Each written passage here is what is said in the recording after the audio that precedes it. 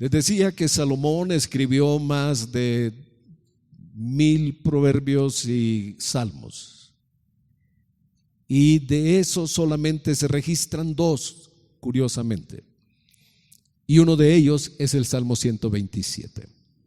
Y creo que el Salmo tiene una gran lección para cada uno de nosotros. Vamos a leer del Salmo 127 los primeros 2 versículos. Si Jehová no edificare la casa, en vano trabajan los que la edifican. Si Jehová no guardare la ciudad, en vano vela la guardia. Por demás es que os levantéis de madrugada y vayáis tarde a reposar, y que comáis pan de dolores, pues que a su amado dará Dios el sueño. Vamos a orar. Te damos gracias porque has dejado esta palabra para enseñarnos tu voluntad, tus pensamientos y los deseos, los propósitos que tienes para cada uno de nosotros. Al abrir este libro, Señor, al leer tus palabras, oramos que el Espíritu Santo hable a nuestros corazones, que el Espíritu de Dios remueva en nosotros lo que debe ser removido y afirme lo que debe ser afirmado. Renueva nuestra mente, nuestro corazón, nuestros pensamientos a través de tu palabra, y que hoy podamos decir que una vez más tu palabra viva, poderosa y eficaz nos habla y nos edifica. Te lo pedimos en el nombre de Jesús. Amén. Los primeros 2 versículos de este salmo enseñan 2 cosas básicamente. Bueno, enseña mucho, pero hay 2 cosas. La primera es: si el Señor no edifica. Y lo segundo es la consecuencia cuando Dios no edifica. Lo segundo es lo vano que puede ser la vida, nuestros días, nuestros proyectos y nuestro futuro. Quisiera contar una historia de un señor apellido Morrison. Él se convirtió cuando tenía 15 años en Inglaterra. Bueno, era de origen escocés. Y a los 15 años entendió que debía entregar su vida a Cristo. Y después la segunda cosa que entendió profundamente es que él debería compartir la fe con alguien más. Y él pensaba en multitud de personas para compartirle. Él quería que toda la gente supiera de Jesús. Así que era de una familia pobre y hacían hormas para zapatos, tallaban las maderas. Y él dejó la escuela, sin embargo era tan dedicado que aprendió hebreo, latín, astronomía, historia. Hizo de su vida, aprendió varios idiomas. Y él tenía un deseo en su corazón de ir a la China. La importancia de este hombre es que fue el primer misionero que fue a la China. Lo que él había estudiado de idiomas le sirvió para hacer una gramática del idioma chino, para hacer un diccionario, para enseñarle a otros. Y él se fue a la China. No había quien le enseñara el idioma, porque los chinos tenían una ley: nadie puede enseñar el idioma. Muchas gracias, Kevin. Gracias. Nadie podía enseñar el chino a un extranjero. El castigo era la muerte. Así que cuando él llegó, no había quien le enseñara, y él estaba orando que Dios le pusiera una persona. Y al principio 2 hombres se animaron de enseñarle. Y la historia de estos hombres es que ellos colgaban un veneno como un colgante en su cuello, un veneno en caso de que los apresaran, tomarían el veneno para que no los torturaran por lo que estaban haciendo. Lo hacían secretamente y por años él compartía de Cristo y nadie se entregó al Señor. Leí en otro libro que decía que apenas 12 personas se convirtieron bajo su ministerio. Dedicó toda su vida al idioma chino. Preparó el camino para que otras personas pudieran tener las facilidades del idioma y poder llevar a otros a Cristo. Después de 14 años, tuvo el primer convertido y bautizado. Fue el primer chino que realmente nació de nuevo, después de 14 años. Un hombre que dedicó toda su vida y que no vio mucho fruto en él. Pero para Dios su vida no fue en vano. Hoy, gracias a su trabajo, el evangelio se ha predicado en China. Y si no lo sabían, la iglesia más grande en el mundo está en China. Cuando entró el comunismo, lo primero que hicieron fue cerrar las iglesias, las instalaciones, quemar las Biblias, amenazar a los cristianos, prohibir la fe, expulsar a los misioneros. A la fecha lo siguen haciendo. A la fecha están destruyendo las instalaciones de las iglesias. Y hace muchos años las personas decían, los misioneros decían, tenemos temor que la iglesia en China va a desaparecer. Pero los chinos se siguieron reuniendo en alcantarillas, en cuevas, fuera de las ciudades, a todas horas. En la madrugada, a la medianoche, ellos se siguieron reuniendo. Hoy que ha habido un poquito más de libertad, se ha visto que la iglesia en China no ha desaparecido, porque es la iglesia de Jesús, no puede desaparecer. Es una iglesia que el Señor ha edificado contra toda adversidad. Y lo mismo, pero no se pueden hacer publicaciones de Corea del Norte, un país que está cerrado completamente al evangelio. Y en los países musulmanes también hay testimonios cuando hacen peregrinaciones, cómo Jesús se revela a las personas que van peregrinando a una ciudad para cumplir con un rito, y en el camino el Señor se les aparece y les dice, yo soy Jesús. Y el Corán habla de Jesús, muy poquito, pero menciona a Jesús, menciona a María. Y todo esto lo que quiero decir es porque el Señor hace tiempo Él dijo, yo edificaré mi iglesia. Y el Salmo nos lleva más atrás de Jesús. El Salmo nos dice que si el Señor no edifica, que si Dios no está edificando nuestra vida, en vano todo lo que hacemos. Y esto es como dos opuestos. Como este salmo tan precioso empieza con 2 letras. Y esto se llama una conjunción, es algo que une 2 ideas, 2 palabras. Sí. Sí no es una afirmación en este caso, es una condición. Es como cuando te dicen, si trabajas, te pago. Si arreglas tu cuarto, te llevo al parque. Si estudias, vas a ganar tu examen. Es una condición. Si se cumple la condición, se obtiene algo. Y lo que dice acá es, la condición es, si el Señor no edifica nuestras vidas, si el Señor no está formando nuestro corazón, transformando nuestra mente, cambiando nuestros pensamientos, si el Señor no está llenando nuestra alma de su presencia, de su espíritu, entonces el peligro es que nuestra vida se viva en vano. Y vano quiere decir algo que no tiene sentido, propósito y no tiene valor. Y lo que dice acá es que en vano trabajan los edificadores. Imagínate una persona que se dedica a algo toda su vida y antes de realizarlo se muere.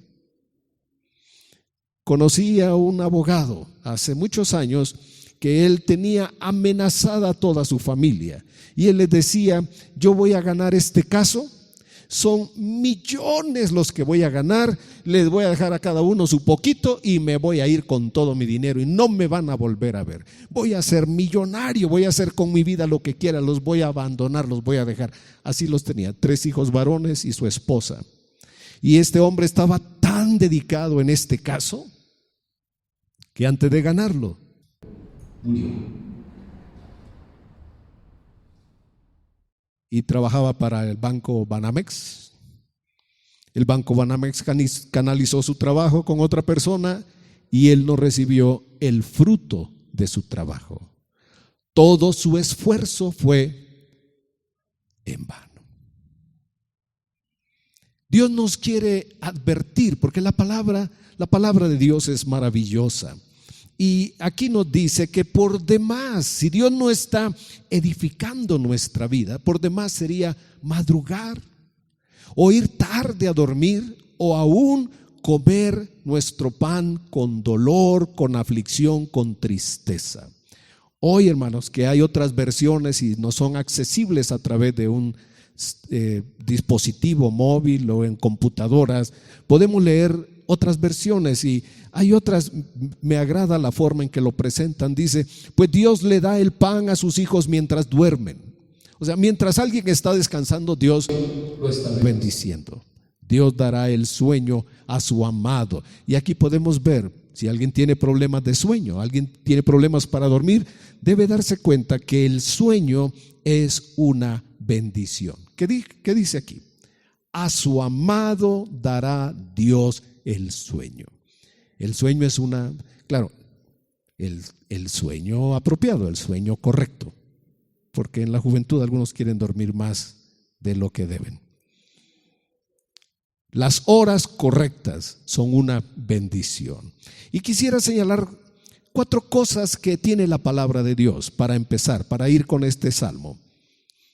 Cuando leemos la Biblia, que debe ser cosa de todos los días, cuando estudiamos la palabra, cuando leemos, cuando abrimos la palabra de Dios, siempre vamos a encontrar el mensaje más importante que nosotros necesitamos.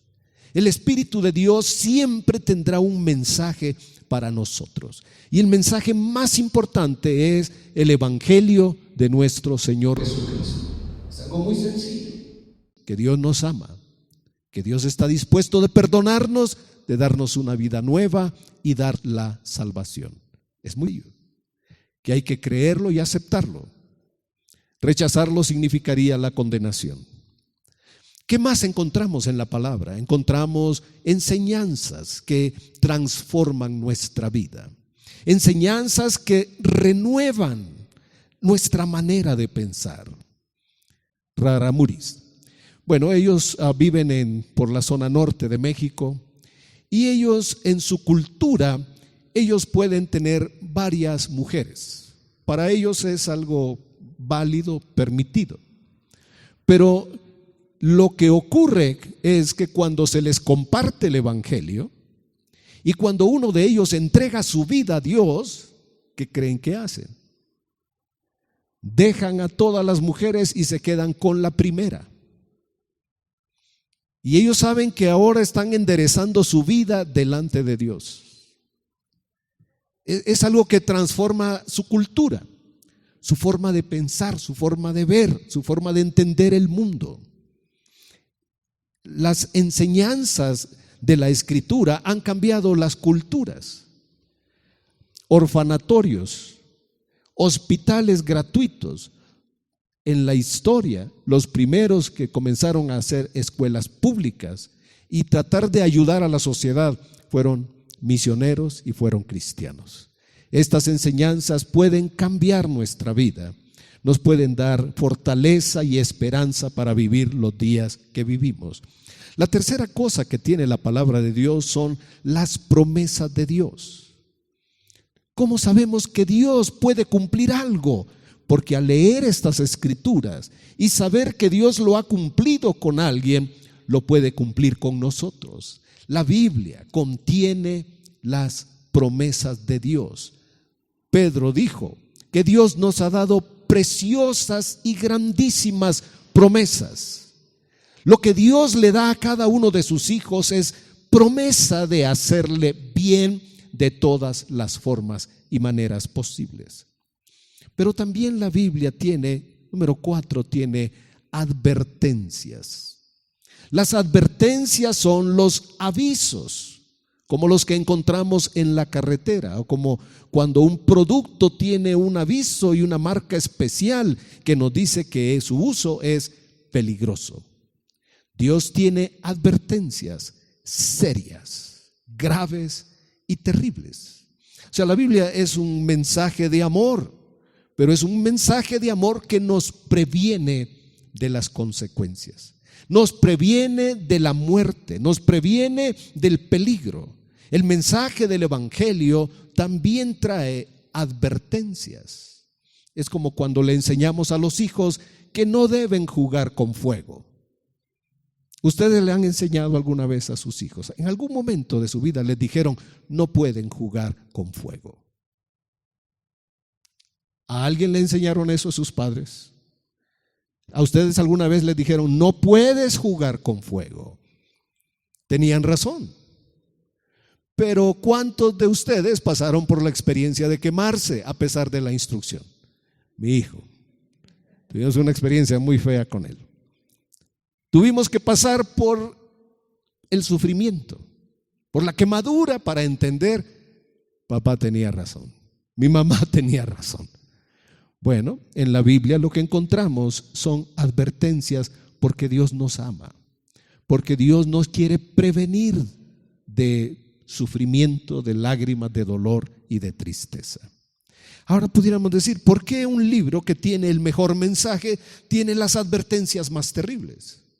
En San Marcos al final Jesús dijo, id por todo el mundo, predicad este evangelio, el que creyere y fuere bautizado será salvo, y el que no creyere será condenado. Es una advertencia muy seria, es una palabra muy seria para cada ser humano. Por eso es que la palabra de Dios nos advierte para una vida buena aquí y nos prepara para la eternidad con Él. Hay dos cosas que en la Biblia, este llamado de Dios, primero Dios lo hace a todos los hombres. El llamado de Dios es para todas las personas, porque Dios no hace acepción de personas. Dios jamás vería a una persona y la aprobaría y diría, este sí me gusta, y Dios jamás diría de una persona, este no me agrada. Nosotros hacemos diferencias, lamentablemente.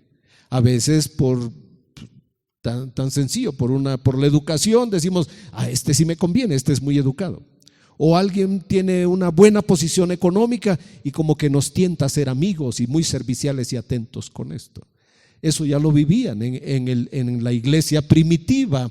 Santiago escribe, el apóstol Santiago dice, si entra un rico a la congregación, no le diga, oiga amigo, véngase para acá, mire aquí tenemos los asientos VIP. Y si entra un pobre, le dice, bueno, no, mira, tú quédate por ahí atrás, quédate allá al fondo, no nos estorbes aquí el frente. Esa serie de cosas que los seres humanos hacemos, Dios las desaprueba. Para Dios todos somos iguales. Y el primer llamado que hace Dios es para todos los seres humanos. Y después hace un llamado para la iglesia. Entonces vamos a ver en el Salmo 39, en el verso 5 y 6, lo que habla Dios de una vida vana, de una vida donde Él no es el rey, donde Él no es la autoridad, donde las personas viven como quieren. Dice el Salmo 39, 5 y 6, he aquí, diste a mis días término corto, y mi edad es como nada delante de ti. Ciertamente es completa vanidad todo hombre que vive. Ciertamente como una sombra es el hombre. Ciertamente en vano ¿qué? En vano ¿qué? El hombre se puede afanar en vano, por la razón que sea, por el trabajo, por la comida, por un viaje, por cualquier cosa. Las personas se afanan. Y hoy vivimos en una sociedad donde hay especialistas en crearnos insatisfacción. La mercadotecnia parte de decirnos: no está bien lo que tienes. Hay un teléfono celular mejor que el que tienes. Tiene una camarita, tiene un botoncito, tiene algo que lo hace especial y diferente, y es más caro que el que tienes. Entonces nos crean insatisfacción. Y dice: ciertamente en vano se afana, amontona riquezas. ¿Y qué más? Y no sabe qué, quién las recogerá. En Estados Unidos cada año se pierden cuentas de personas que pusieron sus ahorros, pusieron su dinero en el banco y se murieron. Y no hay quien las reclame, no hay familiares, nadie se enteró de eso. Y cuando pasa el tiempo, el gobierno lo que hace es que toma esas cuentas para él. El Salmo dice: amontona riquezas y no sabe quién las va a recoger. Y pudiéramos nosotros preguntarnos: ¿qué provecho hay de nuestros afanes? Pudiéramos tener como una mesa aquí para platicar y decir: ¿cuál ha sido el resultado de nuestros afanes, de nuestras preocupaciones? ¿Qué hemos logrado con eso? Y pudiéramos hacer una mesa redonda y compartir cada quien, porque lo que diríamos es, hoy está comprobado, que el estrés afecta el corazón, eleva la presión, desencadena reacciones como insomnio, somnolencia, tristeza, dolor de huesos. Hoy se hablan de unas enfermedades que antes nadie las conocía, ataques de ansiedad. Yo jamás vi un anciano en el campo que tuviera ataques de ansiedad. Pero hoy un ejecutivo en una reunión de repente quiere salir corriendo, le falta el aire y tiene ataques de pánico, ansiedad. Son cosas que las presiones de este tiempo nos originan. Vamos a ver algo más en el libro de Eclesiastés, adelantito de los Salmos, Proverbios, está el libro de Eclesiastés. En el capítulo 5, Salomón hace una reflexión. Ya Jesús nos decía: ¿quién puede con todo su afán estirarse 45 centímetros, un codo? En Eclesiastés 5, Salomón hace esta reflexión y dice: como salió del vientre de su madre desnudo, así vuelve, yéndose tal como vino, y nada tiene de su trabajo para llevar en su mano. Este también es un gran mal, que como vino, así haya de volver. Y pongan atención a esta pregunta: ¿y de qué le aprovechó trabajar qué? En vano. Además de esto, todos los días de su vida comerá en tinieblas, con mucho afán, dolor y miseria. ¿Tenía razón Salomón cuando escribió esto? Hacer esta reflexión, solo son 3 versículos, Eclesiastés 5, 15 al 17.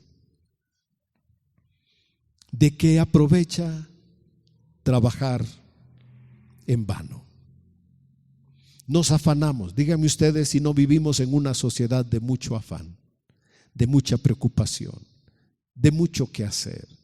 Pero en medio de todo esto el mensaje es que el Señor sea el que edifique nuestras vidas, que Él sea el que nos dé a nosotros la fortaleza para vivir cada día, porque todas las promesas de Dios son para hacernos bien. Todo lo que Dios dice en su palabra es para hacernos bien a nosotros, a nuestros hijos, a los hijos de nuestros hijos. ¿No sería entonces más sabio confiar en Dios? Vamos a ver ahora lo que Dios le dice a su pueblo. Hablábamos en términos generales, la reflexión de que el hombre vive y se esfuerza en vano, eso le puede pasar a todas las personas, pero especialmente a su pueblo, a sus hijos. Vamos a ver Levítico. Levítico está al inicio de la Biblia. Génesis, Éxodo, Levítico. El capítulo 26. Y nuevamente este versículo, la segunda palabra, vuelve a ser ese sí condicional. 26:14. Dice, primero Dios le está dando instrucciones, y les da instrucciones porque ellos tienen un pacto, un acuerdo entre ellos. Yo seré tu Dios, yo te voy a bendecir. Yo te voy a libertar, yo te voy a guardar del peligro, yo te voy a ayudar, yo te voy a socorrer. Dice ahora el versículo 14, estas son otras condiciones. Pero si no me oyereis, ni hiciereis todos estos mis mandamientos, y si desdeñares mis decretos, y vuestra alma menospreciare mis estatutos, no ejecutando todos mis mandamientos e invalidando mi pacto, yo también haré esto con vosotros. Enviaré sobre vosotros terror, extenuación y calentura, que consuman los ojos y atormenten el alma. Y aquí es donde debemos marcar: y sembraréis en vano vuestra semilla, porque vuestros enemigos la comerán. Si ustedes, dice, desdeñan mis decretos, desdeñar es no darle importancia, no darle el valor a lo que Dios nos está diciendo. Y menospreciar es, pues, no darle valor, es rebajar el valor de algo. No es tan importante, lo hago después. Yo pienso de esta manera. Yo sé que la Biblia dice, pero yo también pienso de esta manera. Y dice, si ustedes pueden hacer eso, entonces tendrán estas consecuencias. Ustedes sembrarán en vano.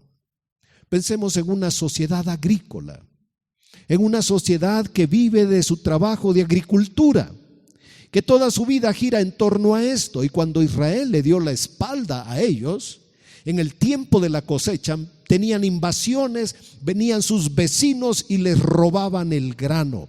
A eso se refiere. Sembrarán en vano su semilla, porque sus enemigos la comerán.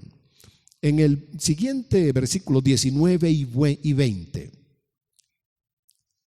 Y si persiste esa necedad de desobedecer a Dios, si persisten en una actitud de menosprecio, y ustedes me olvidan y ustedes no hacen caso de mi palabra, dice el Señor, verso 19, quebrantaré la soberbia de vuestro orgullo y haré vuestro cielo como hierro y vuestra tierra como bronce.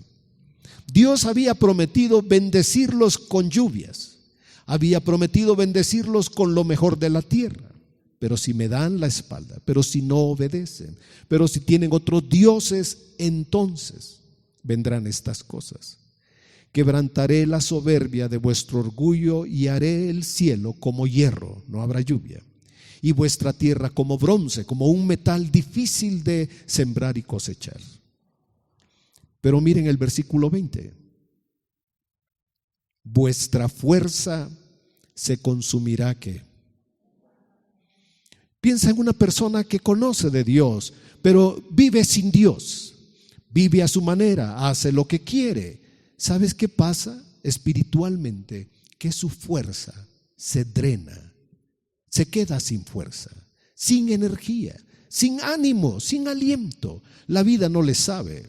Mira, cuando uno está en paz con Dios, así sea una tortillita tostada, con unos frijolitos de la olla, con un chilito toreado, o con un par de jitomates machacados, una cebollita, un aguacatito, un quesito de rancho.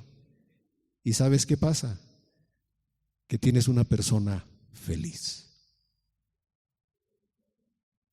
que lo disfruta, que tienes un hombre que se levanta en la mañana y antes de despertar a los hijos los ve y los ama y los disfruta.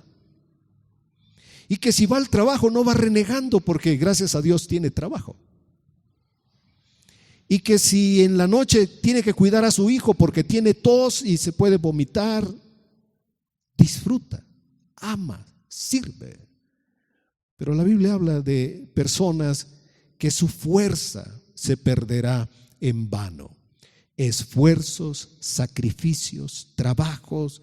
Dice, la tierra no dará su producto. Los árboles de la tierra no darán su fruto. El resultado de tener buenas cosechas depende de estar bien con Dios.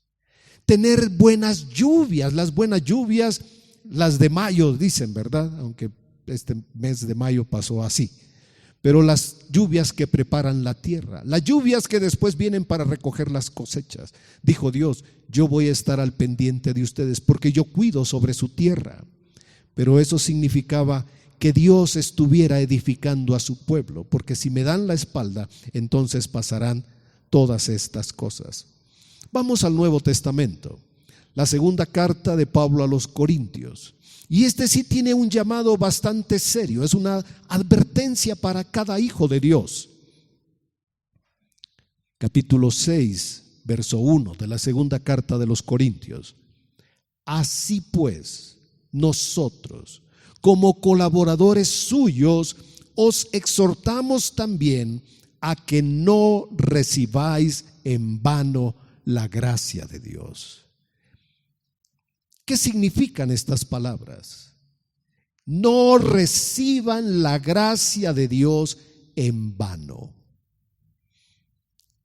Segunda Corintios 6:1. No reciban la gracia de Dios en vano. La gracia es el amor, la misericordia, la bondad. La gracia es el favor divino, la ayuda del cielo.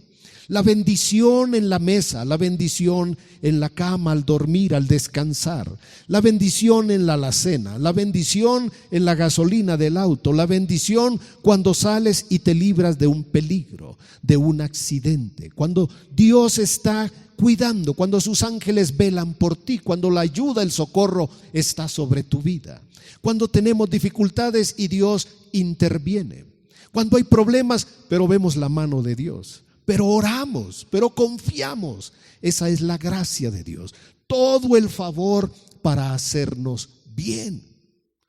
Jesús dijo, y esas palabras siempre me han conmovido: si ustedes son malos, pero a sus hijos les dan cosas buenas, ¿cuánto más su Padre les dará cosas buenas a ustedes? Dios es bueno en el mejor sentido que podamos explicarlo. Y cuando Dios nos hace bien es por la gracia. Es gracia lo que Dios nos da. No es lo que merecemos, porque lo que merecemos pudiera ser algo diferente. Pero Dios nos extiende perdón, bondad, no se cansa de nosotros, nos tiene paciencia, vuelve cada mañana con misericordia sobre nuestra vida. Los hijos de Dios son los únicos que lo pueden entender. ¿Y cuál es el mensaje de la carta? ¿Qué dice Pablo? No reciban en vano la gracia de Dios. Porque a la gracia nosotros debemos responder. Al sacrificio de Cristo nosotros debemos responder entregando nuestra vida. Hoy es día de gracia. Hoy es día de amor, de perdón, de bondad, de misericordia, de auxilio, de ayuda. Hoy es día de favor, de hallar el favor de Dios. Es día para acercarnos al trono y tener gracia y misericordia. Hoy es día para hacer fiesta. Pero también la Biblia nos advierte: viene el día del Señor.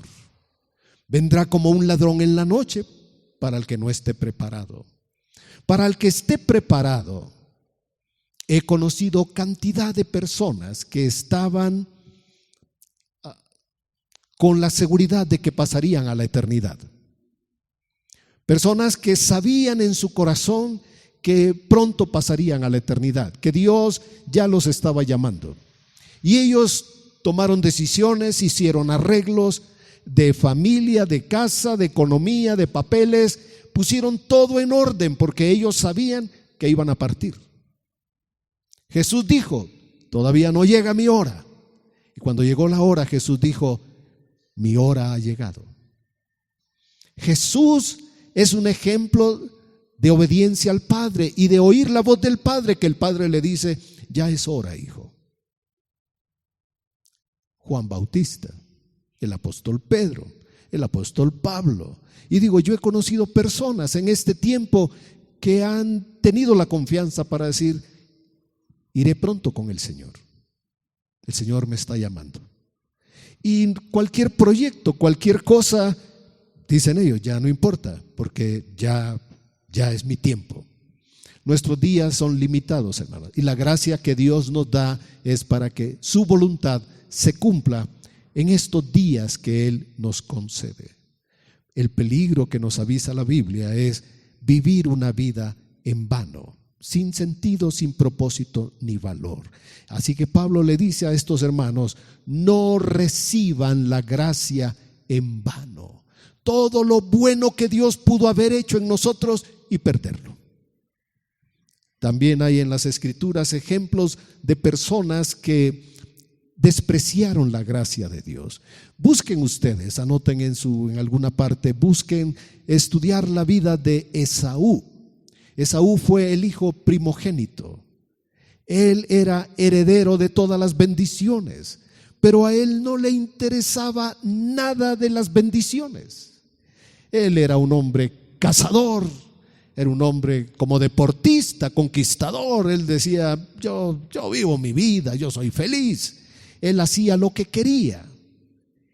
Su hermano era más listo que él. Su hermano le dijo, preparó un guisado. Cuando Esaú regresó de cazar y no había cazado nada, venía con hambre. Y Jacob, pues asistido por su mamá, había preparado una olla de lentejas con un aroma delicioso. Aquel llegó con hambre y le dice: hermanito, ¿me das de tus lentejas? Y Jacob, muy listo, le dice: te doy con gusto si me vendes tu primogenitura. Y dice la Biblia que Esaú dijo: ¿y de qué me va a servir a mí eso? Ok, está bien, no hay problema, te doy mi primogenitura. Y le sirvió en las lentejas. Y lo que la Biblia señala es que por un plato de lentejas menospreció las bendiciones del Dios Altísimo. Jacob las anhelaba de mala forma, pero las anhelaba. Jacob quería la bendición de Dios a como diera lugar, pero tenía más interés él, siendo un suplantador, en las cosas espirituales. Y Esaú es un ejemplo de una persona que no tenía interés en las cosas espirituales, porque las cosas espirituales parece que no tuvieran importancia, parece que están muy lejanas. Las cosas espirituales, pero aquí hay que correr, hay que trabajar, hay que comer, hay que disfrutar. Solo se vive una vez. Hay que ser felices. Y lo triste es que hoy nos están vendiendo una idea de que Dios, es un mensaje bastante especial. Dios quiere que tú seas feliz. ¿Lo han oído alguna vez? Dios te ama, Dios quiere que tú seas feliz. Pongámoslo con respecto a nosotros. Contrata a un empleado. Tú eres cristiano y le dices: amigo, te quiero contratar para que trabajes conmigo, pero te quiero advertir, antes que nada yo quiero que tú seas feliz. ¿Qué creen que hará el empleado? Va a llegar a la hora que quiera porque él es feliz. No se va a esforzar, no va a trabajar, no va a hacer lo que le corresponde hacer, porque él le va a decir: usted me contrató para ser feliz y yo soy feliz llegando tarde, y me puedo fumar un purito de marihuana y me puedo echar una copa, puedo fumar aquí porque yo soy feliz. Usted me dijo que quería que yo fuera feliz, y así son las personas hoy. Piensan que Dios quiere que sean felices. En realidad, eso es una consecuencia de buscar el reino de Dios y todas las cosas. Estar en paz, tener esa sensación de bienestar y de armonía con Dios y con el prójimo. Vamos a un versículo más que está aquí en la primera carta de los Corintios. Es el capítulo 15. Primera Corintios 15, 1 y 2. Pablo hace una referencia al evangelio que predicó en Corinto, porque el que abrió la iglesia en Corinto, el primero que fue a predicar el evangelio a Corinto fue Pablo. Y él les dice: además os declaro, hermanos, el evangelio que les he predicado, el cual recibieron y en el cual perseveran, por el cual asimismo, miren estas palabras, si retienen la palabra que os he predicado, si ustedes retienen la enseñanza del evangelio, ustedes son salvos. Si no creísteis en vano. Si ustedes no retienen la palabra, ustedes están creyendo en vano. Ustedes entonces no están entendiendo el evangelio, porque el evangelio es para tomarlo, apropiarlo, vivirlo de una manera que enderece nuestro camino, que nos lleve en la voluntad de Dios. Para terminar, quiero decir que la vida es una oportunidad maravillosa para conocer a Dios. La vida es una oportunidad que todos nosotros tenemos para conocer el amor, el perdón, la misericordia y la bondad de Dios, y encontrar el propósito por el cual Dios nos creó, nos formó y nos ha dado la vida.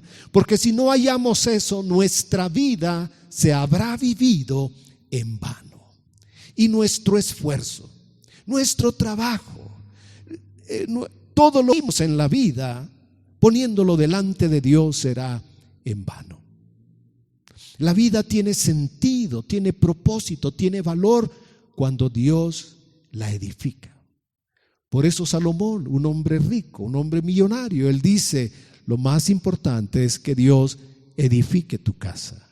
Porque si Él no edifica tu vida, si Él no edifica tu familia, si Él no está edificando tu hogar, todo lo que hagas será en vano. Ese es el mensaje de hoy. Que nuestros esfuerzos pueden ser vanos, que nuestras angustias, preocupaciones, afanes, sacrificios, todo lo que estamos haciendo un día frente a la eternidad, Dios diga: fue en vano, hijo, fue en vano. La vida es una oportunidad, dije, para conocer a Dios. Y algo maravilloso es que todos podemos ser instrumentos en las manos de Dios. Tu vida puede ser un instrumento para bendecir a alguien. Hace unos días recordaba a una persona algo tan sencillo. Una persona, un amigo iba en la ciudad de Guatemala leyendo un libro. En su libro él había anotado su nombre y su dirección, teléfono y todo. Pero encuentra a una persona que iba de viaje cuando todavía se podía ir de aventón. Esa persona iba para Panamá. Estuvieron platicando y él le compartió la fe y le dijo: te quiero regalar este libro. Solo te pido, cuando lo termines de leer, que lo regales a otra persona. Muchos años después fue a Estados Unidos. Llegó a una casa. En esa casa, ¿qué creen que estaba ahí? Ahí estaba el libro.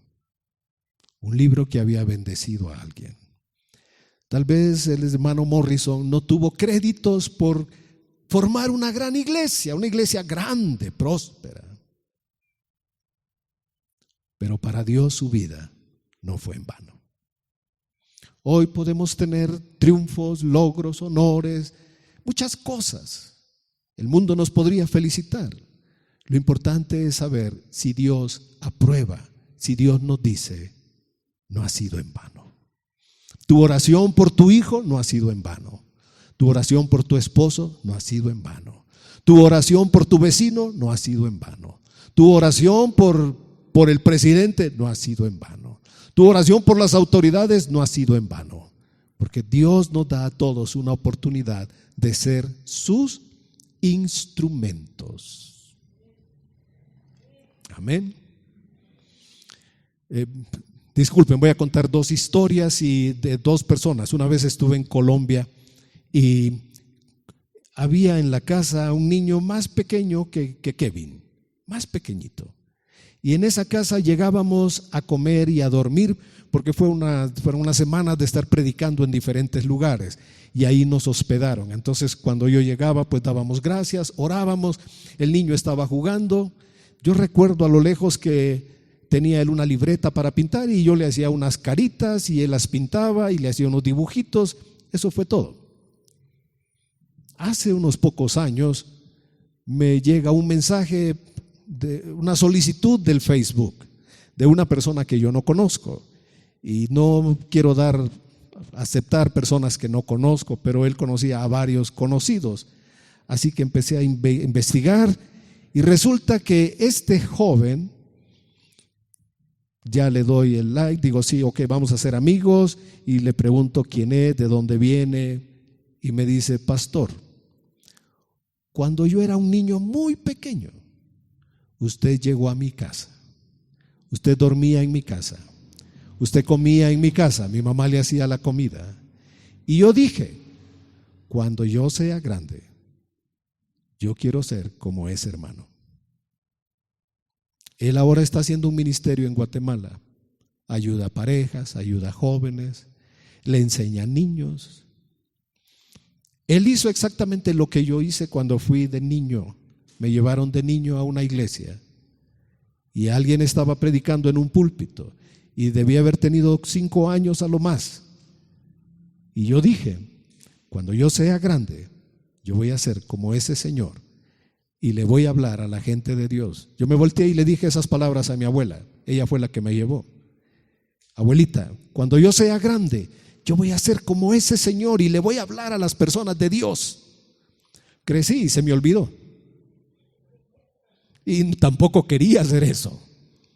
Pero cuando Dios tocó mi vida, me nació eso, servir a Dios. Y después, muchos años después, a mi abuela creo que eso se le borró y un día me dice, te quiero comentar algo que pasó cuando tú eras un niño. Y ahora estoy aquí. Y yo comí en una casa y fui a dormir a una casa y solo por estar ahí un niño dijo, yo quiero ser como ese hermano.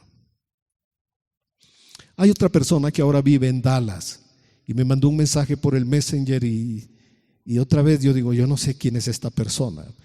Y no contesté y después mandó él un mensaje y eso ocurrió también en Colombia. Era una pareja de jovencitos, yo estaba en esa iglesia predicando y ese día anunciaron su compromiso de matrimonio.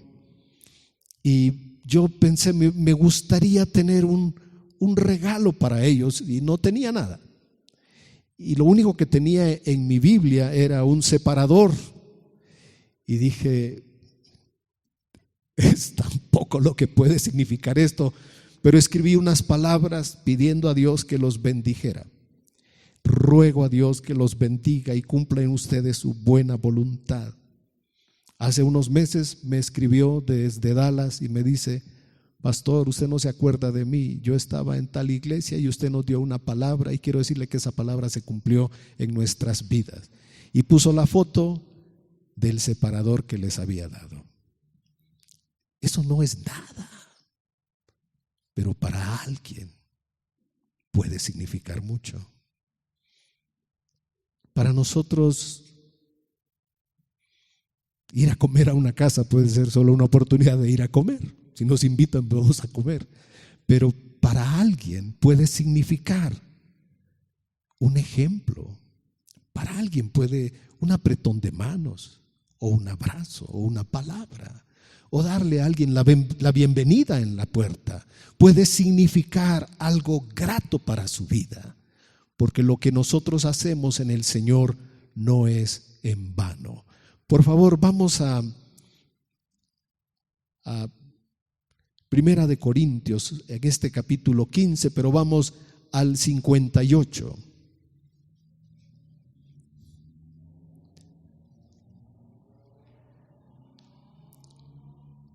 Dice: así que, hermanos míos, amados, estén firmes, constantes, creciendo en la obra del Señor siempre, sabiendo que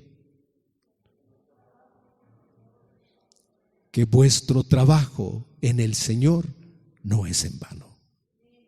Que si ruegas por la sanidad de alguien, no será en vano. Que si pides por ayuda para otra persona, no será en vano. Que lo que tú hagas, exactamente lo que tú hagas, vendrá a tu vida y vendrá a tus hijos. El bien que tú haces, lo vas a cosechar en tu vida y lo verás en la vida de tus hijos y lo verás en las siguientes generaciones. Y si no lo ves, debes vivir contento, porque así va a ser. Así será. Nuestro trabajo en el Señor no es en vano. Lo que hagamos en Cristo por otra persona no es en vano. Solamente asegurémonos que Cristo sea el que edifica nuestra vida. Porque si Él no está edificando nuestra vida, en vano vivimos, en vano nos reunimos, en vano nuestra vida, nuestros días transcurren, porque todo será en vano. Amén. Asegúrate que Cristo sea tu Señor. Voy a decir 3 cosas antes de orar. Asegúrate que Cristo sea tu Señor, tu Rey y tu autoridad. Piensa en esos términos. Si el Señor Jesús, tú lo ves solamente como un Salvador, como un pastor en una imagen cuidando unas ovejitas, si tú dices, esa imagen me gusta, o si tú dices, Jesús es sanador, yo quiero que me sane, o si tú ves a Jesús como el mesero que está atento a qué se le ofrece, qué va a querer, qué desea. Porque Jesús debe ser nuestra autoridad, nuestro Señor, nuestro Rey, nuestra autoridad. Asegúrate de vivir para Él, para honrarlo, para que lo que tú hagas le dé honor, le dé gloria. Que si sales a regar el pasto, es para honrarlo a Él. Es para darle un saludo al vecino y le dices, vecino, Dios te bendiga. O si el vecino tal vez no es una persona que se disponga para eso, puede ser un buen momento para orar por tu vecino. Yo les he platicado que yo he orado por personas antes de conocerlas. Yo he ido por una calle y veo una casa y digo, Señor, bendice a esas personas. Esas personas te necesitan. Pasa el tiempo, pasan meses y un día alguien me dice, hay una familia que quisiera que fueras a platicarles. ¿Y a dónde creen que llego? Justo a esa casa. Yo creo que Dios a todos nos da esa oportunidad de ser instrumentos de su gracia. Amén. A todos nos da esa oportunidad de ser instrumentos de su gracia. Solamente que hagamos las cosas para honrarlo. Y pónganse de pie, por favor.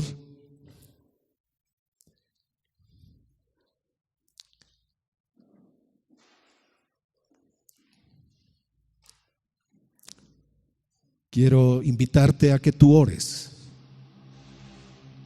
que tú hagas una oración. No salgas de este lugar sin hacer una oración. Se recuerdan las palabras de Salomón: si Jehová no edificare, en vano. Si Dios no está edificando tu negocio, es en vano. Si Dios no está edificando tu casa, tu hogar, tu familia, tu proyecto, tus planes, tu futuro hogar, si no ponemos a Dios como lo principal, el fundamento de nuestra vida, todo esfuerzo será en vano. Y yo creo que ustedes lo saben. ¿Alguien lo sabe? ¿Me puede levantar la mano que dice, yo sí lo entiendo, pastor? Sí entiendo eso que está diciendo. Sí entiendo lo que Salomón quería decir. Si no le doy lugar al Señor, todo será en vano. Mis planes, mis proyectos, mi futuro. Y será triste llegar a la vejez sabiendo que mi vida fue en vano. Que construí algo sin Dios. Que tuve una vida, como tal vez dijo Frank Sinatra, con alegrías, con lágrimas, tristezas, pero a mi manera. Y ese no es el sentido de la vida. El sentido de la vida es que Jesús sea nuestro Señor y nuestro Salvador. Que vivamos para honrarle, que Él sea el fundamento de nuestra vida. Entonces quisiera invitarte o rogarte que tú le digas al Señor: edifica mi vida. No quiero vivir en vano. No quiero pasar a la eternidad aferrado a una vida sin propósito, donde tú no seas Señor, donde tú no seas Dios. Donde estés ahora, donde tú me escuches, dile a Él: Señor, edifica mi vida, edifica mi casa, edifica mi familia.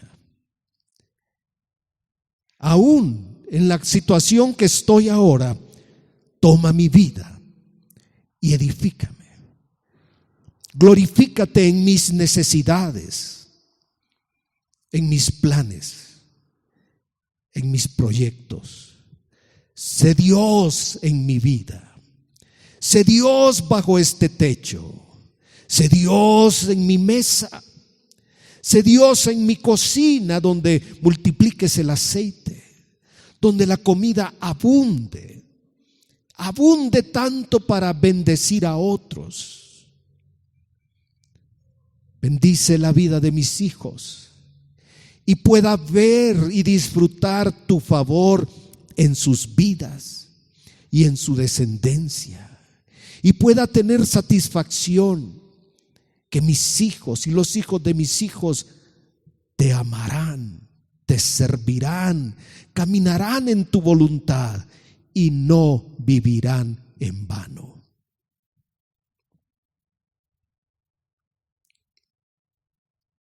Te recuerdo que comer o dormir en una casa puede ser influencia para alguien.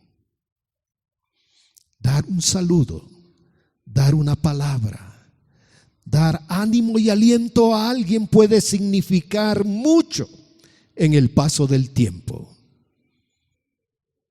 Dios quiere que participes con Él, que seas instrumento de su gracia, que tus días no transcurran de una manera vana, que tu vida encuentre propósito, sentido y dirección por la guianza de su Espíritu Santo.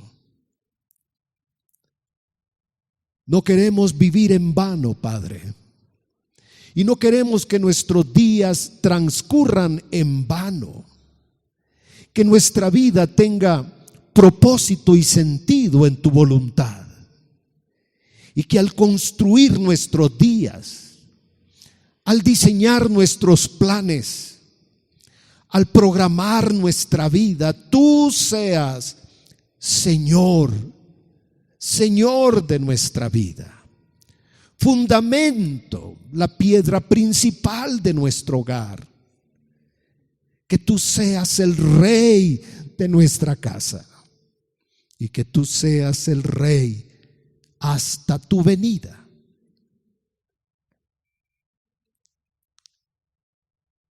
Yo sé que eres bueno, eres grande y eres fiel.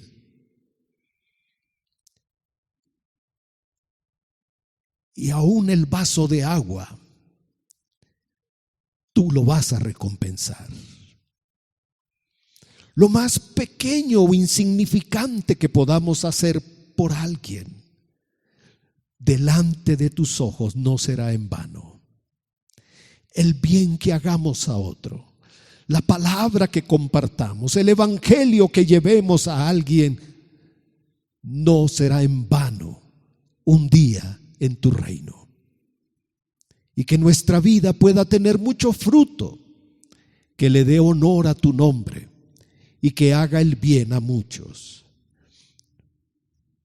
Pido que nos hagas instrumentos de tu gracia, personas de bendición, familias de bendición, familias que en esta ciudad son luz, son como la sal que da sabor y que mantiene con vida. Que en medio de esta sociedad inclinada a la oscuridad, nosotros podamos ser luz, nuestros hogares sean espacios de luz, de verdad, de consuelo y esperanza. Te doy gracias, Señor, porque amarte y servirte es la mejor decisión que podemos hacer. Sé que habrán momentos difíciles en nuestra vida, pero te doy gracias porque has prometido estar con nosotros. Cuando pases por las aguas, yo estaré contigo. Y si pasas por los ríos, no te anegarán, porque yo estaré contigo. Y si pasas por el fuego, no te quemarás. La llama no arderá en ti, porque yo soy tu Dios. Gracias, Señor. Padre, gracias. En el nombre de Jesús te damos las gracias. Y que hoy nos quede claro que vivir para ti nos libra de una vida vana, sin propósito, sin valor y sin sentido. Gracias, Señor. Gracias, Padre. En el nombre de Jesús. Amén. Amén. Gloria a Dios.